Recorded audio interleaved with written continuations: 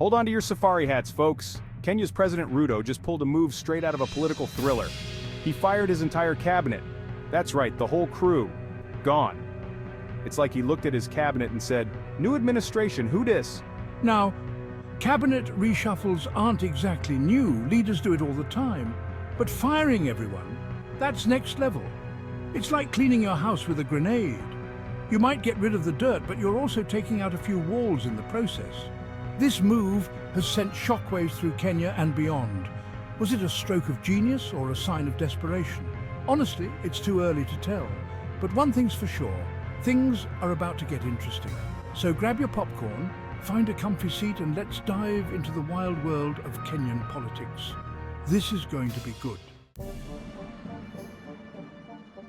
Good question.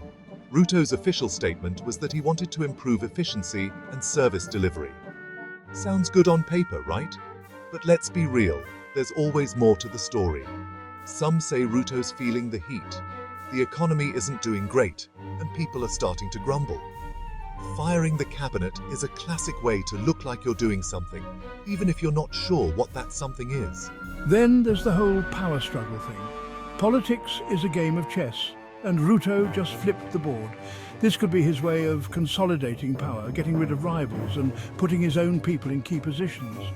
Or maybe, just maybe, he really is trying to shake things up and make a positive change. Hey, a guy can dream, right? Whatever the reason, one thing's for sure, Ruto's not afraid to make a bold move. So, who got the boot? Well, pretty much everyone. We're talking ministers, attorney general, the whole shebang. It's like a going out of business sale at the Kenyan cabinet store. Everything must go. Some of the big names include the finance minister, who probably saw this coming considering the state of the economy. And let's not forget the attorney general, who's probably updating his resume as we speak. Now, the big question is, who's going to replace them? Ruto's keeping his cards close to his chest for now. He might bring in fresh faces, or he might just shuffle the old guard around. One thing's for sure, the competition for those empty seats is going to be fierce. It's like trying to get into a Beyoncé concert, except instead of good music, you get to control a government ministry. This cabinet shakeup is a big deal, guys. It's not just a minor reshuffle, it's a significant overhaul that could change the entire political landscape of Kenya. It's like someone just pulled a crucial block out of the Jenga tower of Kenyan politics. The stability of the entire structure is now in question. Will the whole thing come crashing down? Only time will tell. The stakes are incredibly high, and everyone is on edge. On the one hand, this could be a chance for a fresh start. New faces bring new perspectives, and that could be exactly what Kenya needs right now. New people with new ideas could be just what Kenya needs. Fresh strategies and innovative solutions might finally address long-standing issues. Maybe they'll finally fix that pothole on my street. Or perhaps they'll tackle more significant issues like healthcare and education reforms. A guy can dream, right? We all hope for positive changes, but the reality is often more complicated.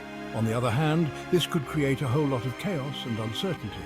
The transition period is always tricky, and this one is no exception. It takes time for a new cabinet to find its feet. Coordination and effective governance don't happen overnight. And in the meantime, important decisions might get delayed or, even worse, completely botched. The risk of mismanagement is high, so yeah, things are a little tense right now. The atmosphere is charged with anticipation and anxiety. Everyone's holding their breath, waiting to see what happens next. The uncertainty is palpable, and the stakes couldn't be higher. It's like watching a slow-motion car crash, except the car is the Kenyan government, and the crash site is, well, everywhere. The outcome is uncertain, and everyone is bracing for impact. Look, I know this is serious stuff, but sometimes you just gotta laugh. It's either that or cry, and I for one have run out of tissues. Besides, laughter is how we cope, people. And trust me, there's plenty to laugh about in this situation. Like, imagine being one of those ministers who got fired.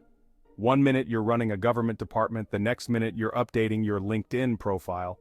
And what about the poor souls who have to sort through all those resumes? Talk about a thankless job. They're probably drowning in a sea of paper right now, wishing they'd become zookeepers instead. So, yeah, let's find the humor in all this madness. It might not solve any problems, but at least it'll give us something to smile about.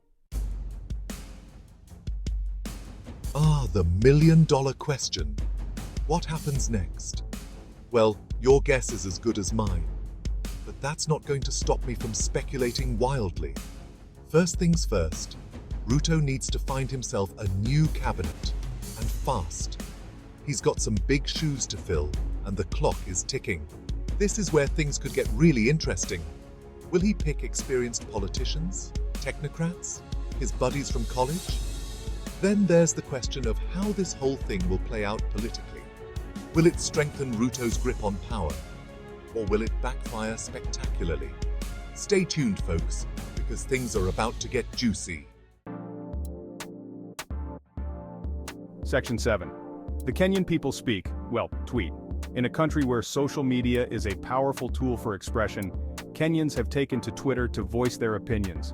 You know what they say, the internet waits for no one, especially not a president who just fired his entire cabinet. The digital space is buzzing with reactions and everyone has something to say. Kenyans are known for their humor and their love of a good political debate, and let me tell you, they did not disappoint. The wit and creativity on display are nothing short of impressive.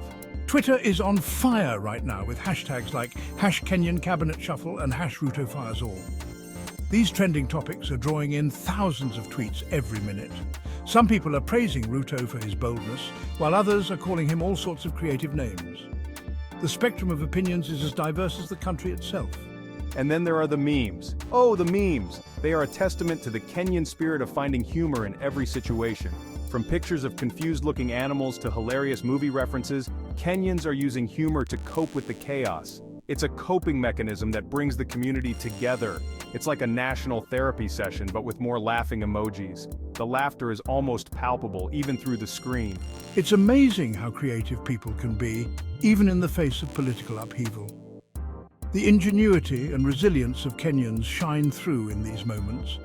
It just goes to show that even when times are tough, Kenyans never lose their sense of humor. Their ability to laugh and make others laugh is truly remarkable, and it serves as a reminder of the strength and unity of the Kenyan people. Section 8. The world watches as the drama unfolds. Kenya's not exactly a small player on the world stage. It's a major economy, a key player in East Africa, and a country with a lot of influence. So you better believe the world is watching this whole cabinet shakeup with a keen eye. News outlets around the globe are covering the story, analysts are busy analyzing, and diplomats are probably sending frantic messages back to their capitals. Everyone wants to know, what does this mean for Kenya? What does it mean for the region? What does it mean for the price of tea in China? Okay, maybe not that last one, but you get the point. Kenya's always been a bit of a trendsetter in Africa. So if this whole cabinet firing thing catches on, we could see a wave of political shakeups across the continent. Now, wouldn't that be something? Section 9. Will this lead to real change or more of the same? This is the question on everyone's mind as we stand at this critical juncture. That, my friends, is the million-dollar question, isn't it? The stakes are incredibly high, and the answers are anything but clear. Will this cabinet reshuffle be the catalyst for real, meaningful change in Kenya? Can it pave the way for a brighter future? Or will it just be more of the same old, same old? A continuation of the status quo that leaves many feeling disillusioned and frustrated. Only time will tell, but there's always hope. Hope that this time, things might be different.